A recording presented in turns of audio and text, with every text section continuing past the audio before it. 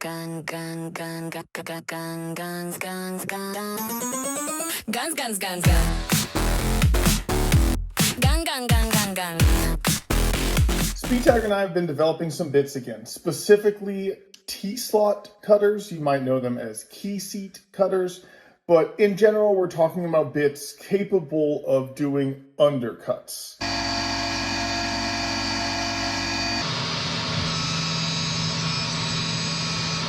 And while I'm sure Speed Tiger has their reasons for wanting to add this to their product line, mine are, well, selfish to our community and cause. There are a lot of products in the gun space that require undercutting just due to the nature of how things work. We're going to go over one project here in just a minute where we are going to make a aluminum base plate for a PMag Gen 2, and the ability to slide onto the magazine requires an undercut. There's tons of uses in this space, but I wanted to start out by showing you what I mean by develop, because when we developed the Picatinny form cutters a while back, I did not show you this part. I wanted to lay a spread out of all of the different designs and coatings and just increments that we made along the way in testing over the last several months. This has been a months-long process, probably about half a year at this point. The reason for that is we're trying to find a T-slot style cutter that will work reasonably well in the major metals that you will find in our hobby. So that is going to be 6061 aluminum, 7075 aluminum, and various steels, but our poster child steel is going to be 4041.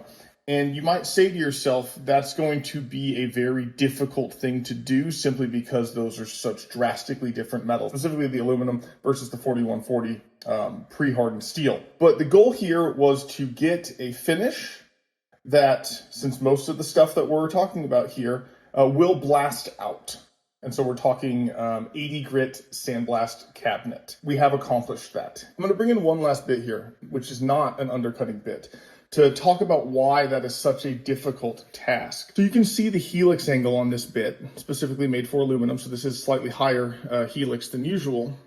But when we get to the point of making undercutting bits, you can't get away with those drastic helixes. You can't even get close to those angles simply because you are cutting in a slot. Because if you have a dramatic upcut of 55 degrees, 45 degrees even, you're now upcutting into a ceiling with those chips. And so playing with the geometry to try and optimize it for multiple ferrous and non-ferrous metals when you have strict geometry restrictions like that is very difficult. However, we've achieved our goal. You can get absolutely stunning finishes out of aluminum with this, and you can get almost perfect finishes in pre-hardened 4140 with these. And when I say almost, is if you hold it up to the right light, you will see marks, almost vertical marks, but all of that blasts out with 80 grit, which you're going to be doing for any type of finishing anyways. And so I'm really happy with the results and how they apply specifically to the gun community. But let's go ahead and run through an example. We are going to blaze through this cam since this is not an instructional video on everything. It's just an instructional video on our undercut paths. So we are going to face, rough profile using adaptive clearing,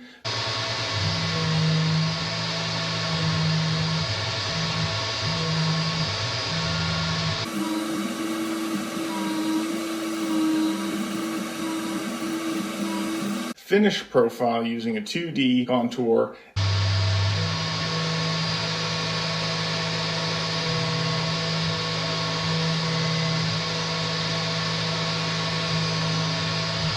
and then we are going to use that same rough with adaptive and finish with 2D contour for the inside.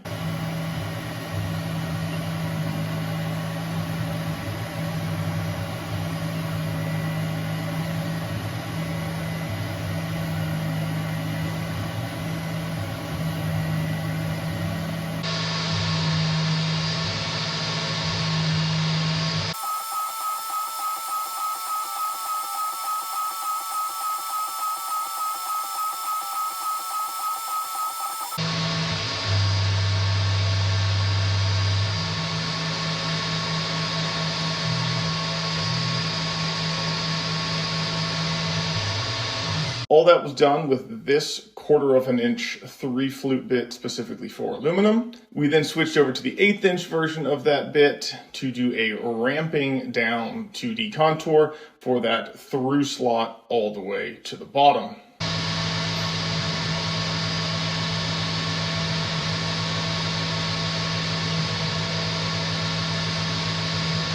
But here's what we're really here for.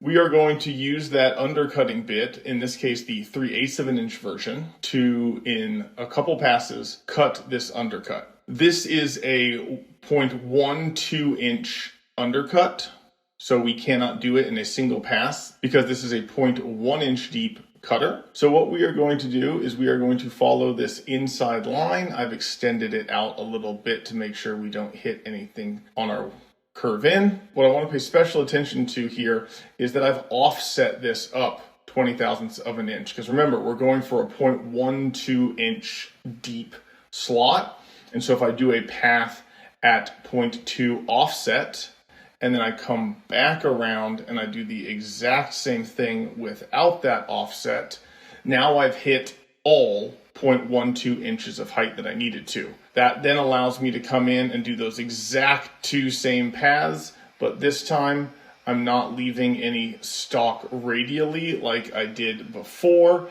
And so basically these are acting as a finishing path with only 20 thousandths of an inch to remove at the end versus the first path with 40 thousandths of an inch to remove. I will say that since this is a non-show surface, I did really pump these things. I was running at 100% of my maximum feed rate for cutting and 100% of my RPMs. If I wanted an even better finish, I would probably knock this down to, say, 90 inches per minute, or if I had a less rigid machine, maybe even a little lower than that. But that's it. So rough the top, rough the bottom, finish the top, finish the bottom.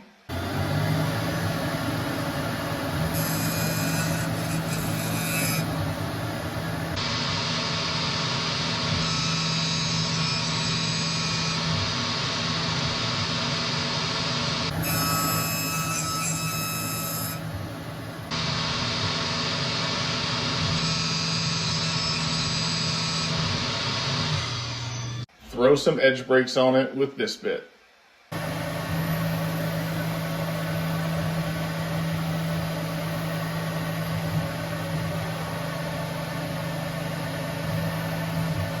The bottom is just as easy. I'm going to throw a fly cutter in. I'm going to skim off the top.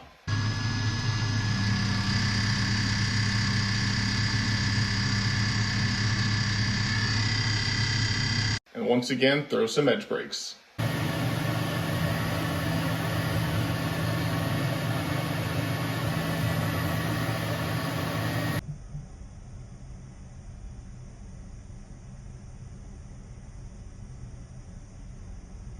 And here we go with that result after sandblasting. Fits like a glove.